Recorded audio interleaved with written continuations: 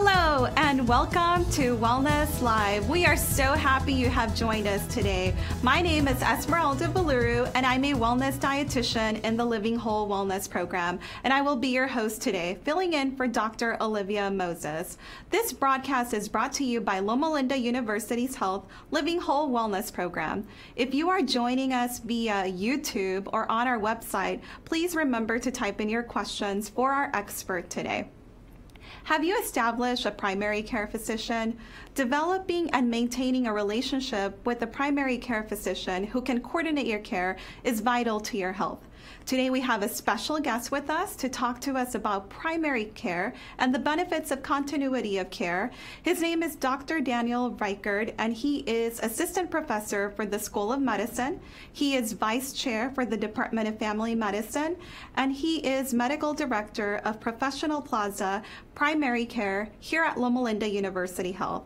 So without further ado, I would like to welcome Dr. Daniel Reichert.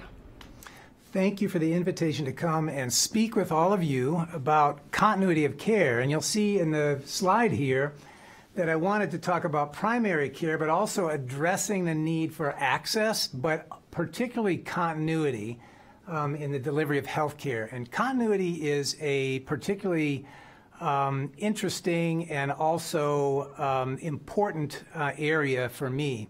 A little bit about myself. I grew up in southwestern Michigan, in a relatively rural area. I came to medical school here at Loma Linda, and I attended for those 4 years in the mid to late 80s. I then did my family medicine residency in North Carolina in a military base, and then taught in that residency for 4 additional years. Once I left North Carolina, I went back to my home state of Michigan. I practiced in a hospital-owned family practice group of 8 and was in that practice for about 7 years, and then moved to a small town in southwestern Michigan, which was my hometown, and practiced primary care medicine there for 15 years. So continuity is something that I know a little bit about and have had with my patients. Let me just set the stage. About 2.5 years ago, the chairman of the Department of Family Medicine called me and gave me an invitation to come back to Loma Linda to help with the education of the next generation of physicians. So I came here with the intention of teaching medical students and residents, and again, helping them advance their career in the delivery of health care. Now, when you've been with your patients for 15 years and then you all of a sudden tell them that you're going to leave and go to California, there's a little bit of unrest. I received close to 100 unsolicited letters telling me, once they found out I was going to educate other physicians. By the way, once I told them I was going to educate other physicians, they told me I could go. Before that, they told me I couldn't go. But so in that line, they gave me lots of advice about what to teach the next generation of physicians. And the interesting thing is that every single one of those unsolicited letters, the advice was not how to be a better cardiologist or someone who listens to the heart, not to be able to do a better diabetic foot exam, not to do a better knee exam, but it was to listen to your patients, or some element that related to the relationship that physicians have with their patients. So as I moved then to a new community, I started to develop a practice here about 2.5 years ago, and I've enjoyed seeing my new patients. The patients, however, as we, in all practices, we look at patient satisfaction and their perceptions of their experience, the patient experience. And it was interesting that as far as the patient satisfaction scores I was getting from my patients here were very good, but slightly lower was this one category. Did the physician know your medical history? And I pride myself in going through the chart in detail and knowing the details about the medical history of patients even though I felt that I knew their history very, very well, they ranked me just a little bit lower with knowing their history. Once I got to know the patients a little bit, got to know a little bit about them personally, all of a sudden their scores changed. Boy, he knows my medical history very, very well. I think, again, once a patient knows that you're connecting with them, that you have a relationship, and that you know a little bit about them personally, their impression of how you know their medical care changes. So, with that said, what am I here to say to you? If there's one ultimate goal that I want to have today, that is to convince everyone that there's some objective evidence that continuity of care actually has benefits. And I would like everybody to engage their own primary care provider, your own personal primary care provider. So what is primary care? Primary care is the care that's provided by trained and skilled individuals in a broad variety of areas that include comprehensive first contact continuing care, and this would be the care of patients with undifferentiated problems. These are problems that nobody's ever diagnosed before, so they're coming to a healthcare provider for the first time. Primary care providers are also should be experts in health promotion, in disease prevention, in health maintenance, and also counseling and patient education. They should be very competent in the diagnosis and management of acute medical problems as well as chronic illnesses. And they also should be good at facilitation and collaboration with other specialties who can help in your care as well. So what is a primary care provider? It's a clinician who provides or delivers primary care. This could be a physician, or it could also be an advanced practice provider, or APP. APPs include PAs, physician assistants, or nurse practitioners. And the specialties that usually are involved in delivering primary care, the majority would be family medicine, general internal medicine, combination of general internal medicine, pediatrics, or general pediatrics. They're all considered primary care providers. But ultimately, the PCP is your go-to care provider for health care. And I like to think of it as a personal, general health care provider. So why is a primary care provider important? Here's a long list, which you can read, of the potential or the claimed benefits of having a primary care provider. And I will go in through these in detail in the second portion of this presentation, but I would like to present these and actually show you that there's objective evidence that indeed that these claims that there are benefits are valid.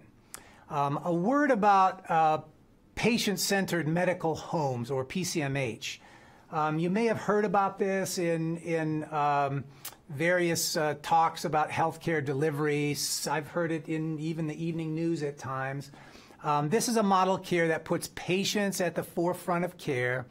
It's about building relationships with patients, but it focuses on improved quality, the patient experience or satisfaction is improved, increased or improved access as well, and reducing costs. Ultimately, the hope, and in fact this is a documented fact, that practices that are recognized as patient-centered medical homes increase value. And value basically is a measure of the quality over the cost. High quality, low cost. So access, a couple of definitions. When I talk about access in primary care, the primary care setting, what do I mean? It's basically being able to get in. Most of you probably have experienced times when you want to get in to see your primary care provider or your specialist and you can't get in. That's bad access. When you can get in when you need to and when you want to, that's good access. Access varies between communities. When I practiced in a very relatively small community, access was very, very good. At that particular location, we did not have a shortage of physicians, and so access was very good. When I moved here, it was a different environment. There was at that time a relative shortage of primary care physicians, and so as you can imagine, access was not nearly as good. So access was a problem. So access can vary among communities. The number one perceived need that patients have, that you have, is access. I will definitely acknowledge that, and access is clearly important. Next, let's talk about continuity. What do I mean when I say continuity? Continuity is being able to see your personal physician or advanced practice provider when you need, or when you, not when you need, but being able to see them on most of your visits. So, and if we could think about what a continuity rate was, that would be the percentage of times that you actually see your own personal physician. So if you're my patient and I see you every time you have needs, the continuity rate would be 100%. So this first type of continuity is relational or interpersonal continuity. That's the type of continuity we're talking about. There are other types of continuity systems have. Organizational management continuity would be if you're in our system. Let's say that you're in the Loma health system, and if I can't see you, maybe I make arrangements for someone else to see you in the organization. So the organization maintains continuity. But again, that's a little different than that interpersonal, that relationship continuity. Informational continuity is also very important. It would be, an example of that would be the electronic medical record. So I have all your records in the electronic medical record system. If someone else sees you, they can access those records, and we can have continuity with the information that we have, even though you're not seeing the same person. This talk, we're primarily going to be talking about relationship or interpersonal continuity. A quick word about access and continuity in the relationship. Access and continuity sometimes can have this competing relationship. They're both very, very important, and we need to push each of those to deliver the best quality care. But sometimes in efforts to improve access, we lose continuity. An example of that, I have a practice of patients. There are a lot of patients. I can't see people. We don't have good access because I just don't have enough hours in the day to see everybody who needs to be seen. So I have someone come in, an assistant, to help me see patients. Now, if you're my patient and you call, you might have to see someone else. Your access improved. You can get in now, but the continuity dropped.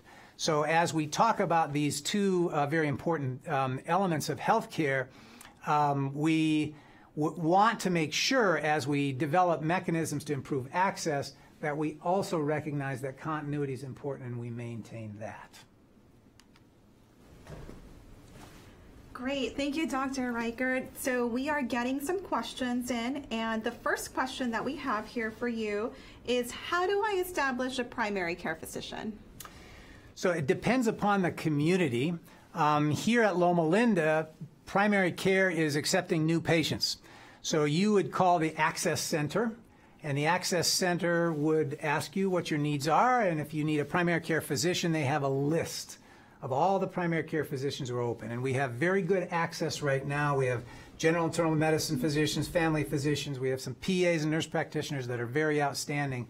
So, and I would encourage, that's a great question, because I would encourage anybody asking that question to contact the Access Center and set up an appointment with a primary care physician. Perfect. There you go. Call them now and request the provider list, so you can start kind of looking ahead of time some of those physicians to see what might meet your needs. Sometimes they give you pictures, right? Yes. And so like if you saw this really funny looking face like this one, you say, nope, let's not go to that guy. We're going to go to the next one.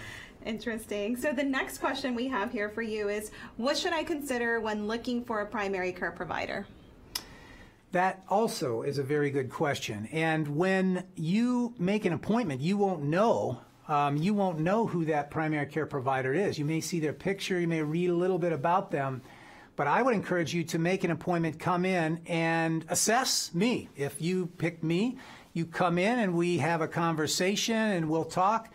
and you basically will be evaluating me. Part of the benefits you see in continuity is the trust that develops. So I think one of the reasons why there are benefits is some of the trust that develops between patient and physician.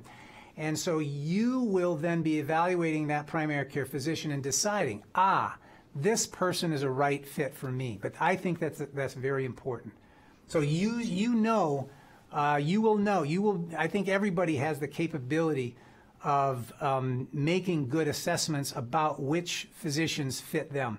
Frequently I'll tell patients, finding the right physician is like finding the right medication. Sometimes I try you on a medication and there's side effects and you don't tolerate it, and then we put you on a different one, you do great with that.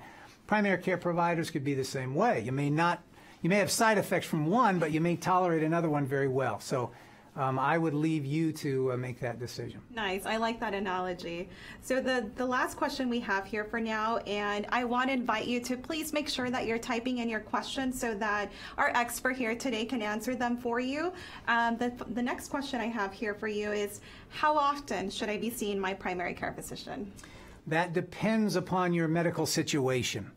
Most individuals beginning around the age of 40, definitely age of 50, almost universally once a year. I like my patients to come in and have an annual health maintenance exam once a year. So we're doing all the preventive services, finding things that could potentially be a problem and intervening and preventing major issues. So that would be something that's very important. Now, children, for example, sometimes as infants might need to be seen every couple of months, and the primary care provider does that as well. Obviously, if you have any illness whatsoever, those are the things that we want to hear about. If you call me and you're having trouble with coughing and fever and shortness of breath, I want to know about that. You would call me, and then we would get you in and make that evaluation assessment. So pretty much all of the healthcare needs, questions that you have about healthcare, can go through the primary care physician. There may be certain things where there's a determination, wow, you're extremely ill and I want you to have immediate attention. I might send you to the emergency department when that happens. Most of the time, though, when people call in with acute needs, we can manage those in the office. Or you may have some times when specialty care is absolutely indicated, and we can definitely direct you and provide better access to the specialists as well. That's great. So the primary care provider is an excellent individual to coordinate your health care. Correct. So to start giving the Access Center a phone call so you can start establishing a primary care if you still haven't done so. So we'll get back to your presentation, and please type in your questions and we'll review them at the end of your presentation. Thank you. Thank you. So we'll move on. As I mentioned previously, there actually are benefits to continuity. And I know I'm a primary care physician. Continuity is important to us. This is something that we promote. I have some bias, right? So I'm telling you that you see this big long list of claimed benefits. So is there any evidence? In medicine now we practice, or we like to encourage, evidence-based medicine. So if I give recommendations to you about your health care, hopefully there's some evidence, some objective evidence out there that tells us that, yep, that's actually valid advice. So I wanted to just go through each of these areas quickly and show you, and I'm just scratching the surface. There are huge numbers of references about the benefits in each of these areas with continuity, but I'll just touch on some so you recognize that this is actually legitimate and it may actually have some benefit for me. So, benefits of continuity: medication adherence, increased medication adherence. In the first study here, this was over a 7-year period of time. An association was demonstrated between the higher continuity of care patients, and it showed that there were higher rates of appropriate adherence to medication use by patients. Interestingly, as the higher adherence to medication, appropriate medication use occurred, there also was shown improved outcomes, in particular in diabetic patients. So when we talk about adherence of medication, it might mean that if I give you a prescription, that you actually have the prescription filled, and that you actually take the medication, and that you take the medication correctly. So all of those areas for adherence are shown to be improved in situations where there's higher continuity of care. The next study, done by the same authors over a 6-year period of time, it showed an improvement in continuity, that in groups with various levels of continuity, that over time, when continuity improved in each one of those groups, that medication adherence improved for them as well. So each group was identified as having a certain level of medication adherence when the study started. Some groups had very good adherence to start out with, some had very poor adherence to start out with. But in each of those groups, they improved continuity of care, and in each one of those groups, adherence actually improved. So, and again, the important thing there is that outcomes actually improved as well. So they took their medication correctly, and it made a difference in the outcome. So decreased missed appointments. This is important. This is actually an old study, fairly old study. However, it showed that there was a significant reduction in rate of missed appointments in a busy prenatal clinic in the patients who saw the same provider each time compared to those that saw different providers each time. Now, this particular study didn't demonstrate any improved outcomes. However, one thing that is important, that when the no-show rate or missed appointment rate is lower, that actually is a mechanism to improve access. So if someone doesn't show up for their appointment, there's an open slot. Nobody's being seen. Access is actually being lost. Versus because the people who miss their appointment have to be seen later and take up slots. So this actually will help improve access as well. Preventive services. So preventive services are those services like those screening tests. Like when you go to your doctor and he tells you need a colonoscopy or something like that. Those are, you don't want to hear that maybe, but those are important things. Those are things that actually can prevent you from developing colon cancer, let's say, or may find it early and significantly improve your survival or reduce mortality. Appropriate immunizations would also be preventive services. The first reference here was a systemic review of all the articles between 1966 and 2002 involving continuity of primary care. At least 5 of the articles showed an increase in the receipt, so actually following through with preventive services with increased continuity of care scores. And none of the studies showed any decrease at all. The second reference is another critical review of the literature that basically showed the same thing, that preventive services, the rates of actually getting those preventive services are higher when there's a high continuity of care. And it's well known that when patients have these services, that mortality is decreased, and hospitalizations are decreased, and even costs are decreased when preventive services are administered. Emergency department rates. This is a study in California here in 2015 that showed that with higher levels of adherence to seeing one's personal physician or their primary care provider, there was a statistically significant lower rate of emergency department visits and lower rate of hospitalizations as well. So this is just a tag on to that. This is a more recent study in 2018 up on top here that showed a 16% decrease in hospitalization between the highest and lowest continuity quintiles, and about a 14% lower expenditure or cost for those patients. The second study from 2017 was one done in England. It showed a 2.3 times greater occurrence in hospitalizations in older patients when comparing those with from the least amount of continuity to the greatest continuity. And this is that we'll show you some other studies, but this is one study that demonstrated that certain groups of patients may benefit more. So older patient populations actually benefit a little bit more from continuity than the younger ones.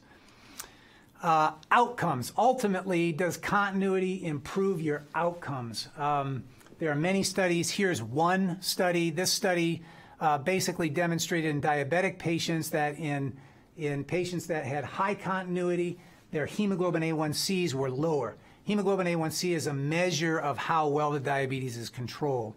So lower hemoglobin A1C is generally better. This is one that showed confirmed improved outcomes as a result of greater continuity. This is the one that I look at and I think, wow, this is awesome. This is a study in 2010. There were 5,457 patients in this study. They were at least age 70 or over at the start of the study, and it looked at these patients over a 12-year period of time. And it adjusted for the patient's demographics, their socioeconomic status, the social support, their health lifestyle, and morbidity. They measured continuity 2 different ways, and both ways that they measured were associated with long-term mortality of up to what's called a 0.84 adjusted hazard ratio. Now, what that means is at any given time in that group, there was a 16% lower chance that you would die if you were in the highest continuity group. And they looked at patients with different levels of continuity. And as you rose in the percentage of continuity, or the continuity rates, as you rose with continuity, mortality actually decreased. The next slide here is about cost effectiveness. Continuity definitely lowers cost. This is a study that I referred to earlier, but there was a strong association between high levels of continuity and lower cost. In this particular study, it was 14% lower cost, and that was about $1,000 per beneficiary in this particular study. Do patients want or like continuity? There definitely are studies, this one in particular, that shows that continuity is something that patients prefer. It's interestingly valued differently by different populations. The populations that tend to value or prefer higher levels of continuity are the ones that in the extremes of age. So older or very young children. Interestingly, females prefer continuity more than males. Lower education prefers a little higher. Medicare, Medicaid population prefers a little bit more. The number of chronic conditions. So the more chronic conditions you have, the more likely that you are to be more satisfied with continuity. And also those individuals that have self-reporting of poor health tend to enjoy the continuity. Physicians are happier with higher levels of continuity as well. This is an area that has not been studied much. There are far more studies looking at patient satisfaction associated with high continuity, fewer with physician satisfaction. Most physicians that go into primary care value continuity and value the relationships with their patients, and that's part of the reason they go into primary care. Not that you can't have those relationships outside of primary care, but it is definitely something that's valued highly in primary care. And so this is one study that definitely showed a statistically significant higher or a high correlation between practice satisfaction scale and also the usual provider continuity measure. So physicians actually enjoy their work more when they have continuity. And I can tell you from my own personal experience, continuity to me is what makes my day. It's what stands between me and burnout. I think there's meaning and purpose in that. So let's talk a little bit real quickly. We have just a few more minutes, and then we'll have some questions. But barriers to continuity. You can see several here. A big barrier would be if the community that you're in is not used to it. When I moved from my small town in Michigan to California, at the time I moved here, there was a significant number of people that really had not experienced continuity at all. And it was almost like something that was foreign to them, which was unusual for me to see. So if it's something that you really haven't experienced, it's something that you're not going to seek out, or that you're not going to promote, or you're not going to ask for. So if it's something you haven't experienced, I think that's actually a barrier to improve continuity. Academic systems, the reason I put that in there is in academic systems you have providers and physicians that have multiple roles. And so rather than being in the office just seeing patients all day, they may go and do some teaching, they may go and do various different things, administrative roles, and so you can see how that would be a barrier to continuity. Access is very important, and so again, as I mentioned, sometimes as we do things, implement things to improve access, it can lower continuity. Probably the biggest barrier is just not enough, and this is the barrier to access as well, is not enough primary care providers. Fortunately, in this community, there's been a huge effort going on, and we've added a tremendous number of primary care physicians, so access should be better. And again, we have some challenges with the academic system and the various responsibilities that physicians have that pull them away, but we need to work on continuity. A few solutions. These are things I think that need to be worked on. In conferences that I go to where we talk about healthcare delivery, there's a lot of talk about access and lots of methods to try to improve access. It's very rare that you hear a lecture about, well, what do we need to do about continuity? And I think that's sad because, as you just noted, there's a lot of evidence that higher continuity can help you and improve your health. So I think if we promote continuity to you, the patients, to us, the physicians, to our office staff, to our insurance payers, and trying to do everything we can to ask for continuity. And on my side, trying to do everything I can to provide continuity while providing access. I think that we can do maybe a little bit better, particularly in academic systems, by setting up job share models. So if I can't be in the office 100% of the time, maybe I can job share with 2 people. So you would have at least 2 people you always would see. That's much better than 6 people or 8 people. I still think 1 person is best, and I still think you ought to pick your own personal physician and try to get in with that physician or advanced practice provider as much as possible. But these are just some suggestions. My point is I want you all to have your own personal healthcare, primary care provider so you can benefit in some of the ways that I've just demonstrated. Are there any questions that we have? Yes, we actually got one final question, which is perfect because we're running out of time, but this has been very valuable information that you've just presented to us. The final question here that we have is, how do you measure continuity? So continuity can be measured in various different ways in these studies. So it's not always, but a simple way of thinking about it is, if a patient chooses a primary care provider, Dan Reichert is my primary care provider. When you have to go see a primary care physician, what's the percentage of time that you actually see Dan Reichert? So if I'm your primary care provider, and we look at all the times that you were seen in the primary care office, and only 10% of the time you saw me, that's low continuity. So 10% continuity would be very low. Interesting. I would like to see it much higher than that. 75% or greater than that would be good. Great. Well, thank you so much. It has been a pleasure having you with us, and we want to thank our audience for being with us this evening, and we want to invite you to next month's Wellness Live. We will have Dr. Yuyin Pak to talk to us about pain management and several treatment options. We hope to see you next time.